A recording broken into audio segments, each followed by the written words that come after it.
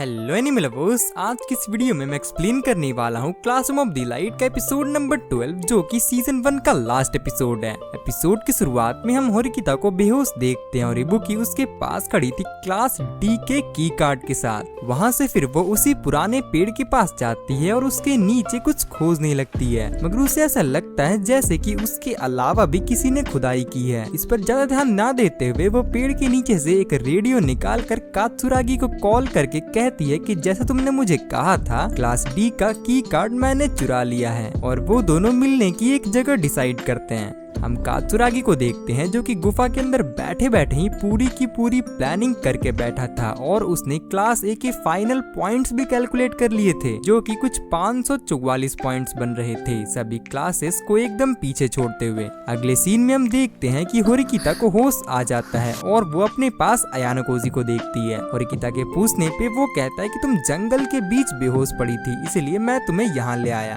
होरिकिता, तुम्हें इस टेस्ट से ड्रॉप आउट कर देना चाहिए। मैं की कार्ड और इबुकी को हैंडल करने का कोई न कोई तरीका निकाल लूंगा। मगर इस पर होरिकिता कहती है कि मेरे चलते हम लोग और पॉइंट्स नहीं गवा सकते। अयानोकोजी उससे पूछता है कि तुम क्लास ए में जाने के पीछे हाथ धोकर क्यों पड़ी हो। होरिकिता कहती है कि मैं ये सब अपने भाई की नजर के सामने आने के लिए कर रही हूँ। अगर मेरे पास ऐसे दोस्त होते जिन पे मैं भरोसा कर सकती तो कार्ड को शिफ्ट्स में हम लोग बचा सकते थे, मगर क्योंकि मेरे पास वैसा कोई भी दोस्त नहीं है, अब ये सब गड़बड़ हो गया। चाहे मुझे खुद अकेले ही करना पड़े, मगर मैं क्लास ए तक जाकर रहूंगी। अयानोकोजी कहता है कि तुम इसे अकेले नहीं कर सकती, मुझे माफ करना मगर तुम उतनी ज्यादा स्ट्रॉन्ग नहीं हो। होरिकिता कहती है कि क्या तुम मुझे हार मानने के लिए कह रहे हो, मगर वो ना में जवाब देता है। आगे वो कहता है कि अगर तुम खुद ना लड़ सको तो समझदारी यही होती है कि तुम किसी के साथ मिलकर लड़ो, मैं तुम्हारी मदद करूंगा। उसे बहुत ज्यादा तेज बुखार था, इसीलिए होरिकिता वापस से बेहोश हो जाती है, जिसके बाद कि अयानोकोजी उसे उठाकर टीचर्स के कैंप के पास लेकर जाता है। टीचर्स के पूछने पे वो बताता है कि इसकी तबीयत बहुत ही ज्यादा खराब है। जबसीरा कहती है कि उसे ड्रॉप आउट करना पड़ेगा, क्या तुम्हें ये मंजूर है। अयानोकोजी हाँ में जवाब देता है। अगले सीन में हम क्लास के सभी स्टूडेंट्स को देखते हैं जो कि होरिकिता के ड्रॉप आउट करने और इबुकी के धोखा देने के बारे में बातचीत कर रहे थे।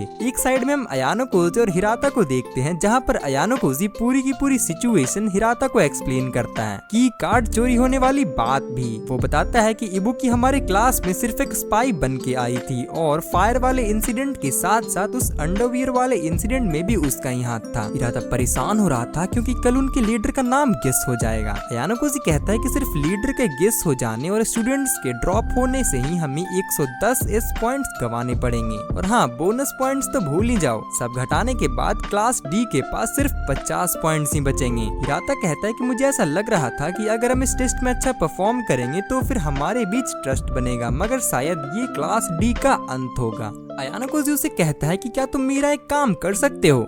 फिर हमें टेस्ट के फाइनल डे को दिखाया जाता है, जहाँ की सभी टीचर्स बच्चों को एक एक फॉर्म देते हैं जिनमें कि उन्हें क्लास के लीडर्स के नाम लिखने थे। क्लास सी किसी का नाम नहीं लिखता क्योंकि गलत लीडर को गेस करने पे 50 पॉइंट्स माइनस हो सकते थे। फिर हम सभी स्टूडेंट्स को एक जगह देखते हैं जहाँ की उनका टेस्ट एंड होता है। तभी पीछे से रुएन बाहर निकलता है, जिसे देखकर सब हैरान हो जाते हैं। कात्सुरागी उसके पास जाते हुए कहता है कि बहुत ही अच्छा काम किया तुमने, तुम्हारे चलते क्लास ए को इस बार 500 पॉइंट्स मिलेंगे। मगर वो उल्टा कहता है कि ज्यादा जल्दीबाजी मत करो, अभी तुम्हें कुछ इंटरेस्टिंग देखने को मिलेगा। फिर हमें फ्लैशबैक्स दिखाए जाते हैं कुछ। डे 1 पे ही रुएन ने कात्सुरागी के साथ एक डील किया था, जिसमें कि क्लास सी 200 पॉइंट जितना सामान क्लास ए को देगा और साथ में बाकी क्लास के लीडर्स का नाम खोजकर उन्हें बताएगा, वो भी प्रूफ के साथ। फिर वो इबुकी और कानेदा को मारकर उन्हें बाकी क्लासेस में स्पाई की तरह भेज देता है। डे 2 पे ही क्लास सी ने बाकी के बच्चे सभी 100 पॉइंट्स को इस्तेमाल कर दिया था। फिर इबुकी और कानेदा के अलावा सबको ड्रॉप करवा दिया और वो खुद आइसलैंड पे रुककर छिप गया। क्लास ए में 2 लीडर्स थे, कात्सुरागी और सकायानागी। एक सकायानागी टीम का स्टूडेंट रुएन से मिलकर उसे सीधा क्लास ए के लीडर का नाम बता देता है और साथ में वो जानबूझकर दूसरे क्लासेस के बेस को इस्तेमाल कर रहा था ताकि क्लास ए को पेनल्टी लगे और उनके पॉइंट्स घट सके।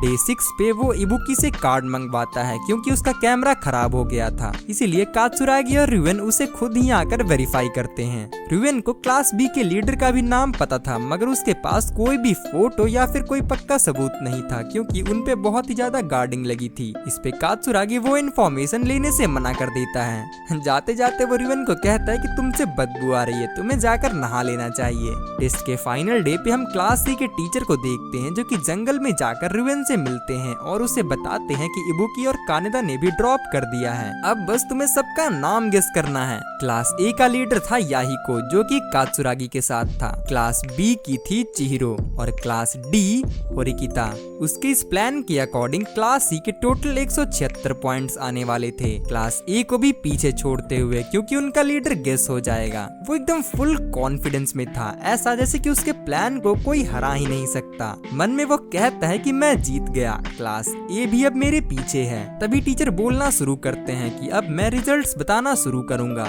जो क्लास सबसे लास्ट में आया है वो है क्लास सी 0 पॉइंट्स के साथ। ये सुनकर रिवेन के फटके हाथ में आ जाती है। जो क्लास तीसरे नंबर पे है वो है क्लास ए 120 पॉइंट्स के साथ। ये सुनकर अब कात्सुरागी को 444 वोल्ट का शौक लगता है। उसे समझ नहीं आ रहा होता कि ये क्या हो रहा है। सेकंड प्लेस पे जो आया है वो है क्लास बी 140 पॉइंट्स के साथ और नंबर 1 क्लास डी 225 पॉइंट्स के साथ। ये सुनकर क्लास डी के सभी स्टूडेंट शॉक हो जाते हैं। उन्हें पता था कि ये कैसे हुआ, मगर सब खुशी से उछलने कूदने लगते हैं और बाकी सभी के सभी स्टूडेंट्स का फेस तो देखने लायक था। अपने रूम में बैठे बैठे होरिकिता भी ये सब देख रही थी और समझ में नहीं आ रहा होता कि ये कैसे हुआ। शिप पे वापस आने पे वे लोग कोएंजी को देखते हैं जो कि मजे कर रहा था। सीधे उसके पास जाते हुए कहता है कि तुम्हारे चलते हम लोग 30 पॉइंट्स पीछे हो गए, मगर कोएंजी कहता है कि इसमें मेरी क्या गलती, मेरी तबीयत खराब थी। अयानुकोजी उनके लड़ाई के बीच से निकलकर शिप के ऊपर जाने लगता है कि तभी होरिकिता उसके पास आकर पूछती है कि तुमने ये सब कैसे किया। सीन कट होता और हम अगले सीन में सकायानागी को देखते हैं जो कि चेस खेलते हुए एक स्टूडेंट से बात कर रही थी। आगे कात्सुरागी था इसलिए वो कॉल कट कर देता है। क्लास ए के सभी स्टूडेंट्स कात्सुरागी पे भड़क रहे थे क्योंकि वो जो कॉन्ट्रैक्ट उन्होंने साइन किया था वो एक फेलियर निकला। जब हाशिमोटो उसके पास जाता है तब इधर उधर की बात ना करते हुए कात्सुरागी उससे सीधे पूछता है कि तुमने ही ना रिवेन से कॉन्टैक्ट रखकर हमारे लीडर का नाम बेच दिया। हाशिमोटो बस एक स्माइल के साथ वहाँ से चले जाता है। अगले सीन में हम इचिनोसे को कैफेटेरिया में बैठे हुए देखते हैं जहाँ की एक दूसरा स्टूडेंट आकर कहता है कि इस बार तो क्लास डी ने बाजी मार ली। इस पे इचिनोसे कहती है कि तुम्हें याद है कि टीचर ने क्या कहा था, ऐसी कोई भी चीज नहीं है जो कि तुम पॉइंट्स की मदद से नहीं खरीद सकते। वैसे तो वो बहुत ही ज्यादा महंगा होगा मगर फिर भी तुम उसे खरीद सकते हो। पता है ना, किसी भी क्लास में जाने की परमिशन। व्हाट? हमें यहाँ पता चलता है कि उसने इतने पॉइंट्स क्यों बना रखे थे। वो तो दूसरी क्लास में जाने का राइट खरीदना चाहती थी।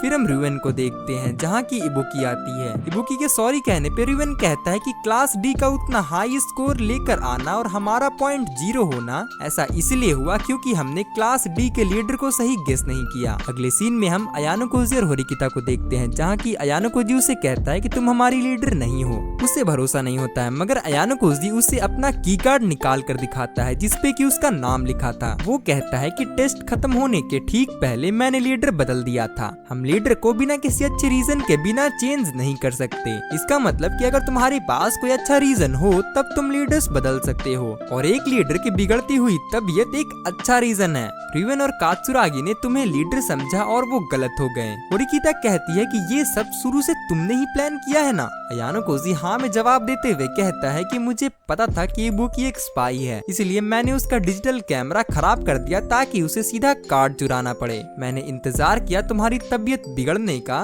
फिर मैंने जानबूझकर तुम्हारा कार्ड तुम्हारी पॉकेट से निकलवाया ताकि इबुकी उसे देख सके और फिर यमाउची से तुम्हारे ऊपर कीचड़ डलवाया ताकि तुम्हारे नहाते वक्त वो की कार्ड चुरा सके। फिर आग लगा के पैनिक क्रिएट किया और इबुकी को भागने का चांस दिया। उन्होंने जैसा प्लान किया था वैसे ही वो तुम्हारा कार्ड दिखाने के लिए गई रिवेन और कात्सुरागी को। आगे होरिकिता कहती है कि फिर तुमने मुझसे ड्रॉप करवाया और लीडर बदल दिया है ना। वो कहता है कि पहले मैंने सोचा था कि मैं स्पॉट ऑक्यूपाई करके पॉइंट्स कलेक्ट करूं, मगर फिर मैंने देखा क्लास ए के लीडर को उस स्पॉट से बाहर आते हुए। होरिकिता कहती है कि इसका मतलब क्लास ए का लीडर वो था, मगर वो कहता है कि नहीं, कात्सुरागी बहुत ज्यादा चालाक इंसान है, वो कभी भी सामने से नहीं आएगा, खासकर ऐसी जगह जहाँ पे काफी लोग उसे देख सके। असलियत में लीडर उसके साथ वाला स्टूडेंट था, याहिको। बात रही क्लास सी की, तो मुझे पता था कि रिवन अभी भी आइसलैंड पे है। याद होगा कि जब हम उससे मिलने गए थे तो वहाँ पर एक रेडियो रखा था। इबुकी के पास भी वैसा ही एक रेडियो था जो कि उसने पेड़ के नीचे छुपा रखा था।